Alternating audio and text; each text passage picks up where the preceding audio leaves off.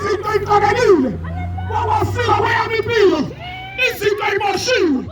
wangikhulula ngoba noJesu simkhonzayo uyakhululana noma kuthiwa uboshwe abathakathi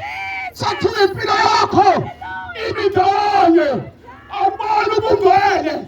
awukho ubungcono kodwa ukhona ukhululanayo ukhona uJesu siletha ukuphila kwabantu abashada ngoJesu ithezani lonke enkhatheleyo nemsindayo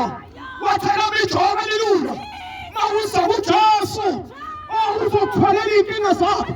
angabe unenkinga emshadweni angabe unenkinga ekukhuleni kwakho hayi akabheki izolo lakho kodwa uyakuthatha ebese yakhona ngoba wayikhona yami impilo isehlazweni ngoba yena uThixo okhipha nayo emahlazweni wawayisiza impilo yami izomemezela uJesu izomemezela ukuphila hayi ngaphandle kaJesu akekho ukuphila ngaphandle kaJesu impilo yakho isehlazweni oh haleluya izomemezela impela amamosi ukuthi ukhona umkhululo weyimosho ukhona umkhululo abakhathazekile ukhona umphethwe inkinga ungagijimi inyanga sikhona inyanga kuyo ogama layo linguJesu owabambelela kuyo life will never be the same again. Oh hallelujah mangabe kwawumntwana kaNkulunkulu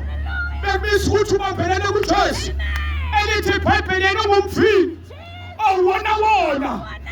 ubaba ungumlimi uthi wonke amagatsha kiwo wakhangaphela ithelo wathi uyahlunga ukuba lithele kakhulu sikhona lezinto eyikhathaza umphefumulo wakho mawuyithatha uyiletha kuJesu uJesu angakusiza uJesu angakuqobela zonke izinto uJesu angakuthwala yena uNkulunkulu athwala nayo ngoba wayithwala yami impilo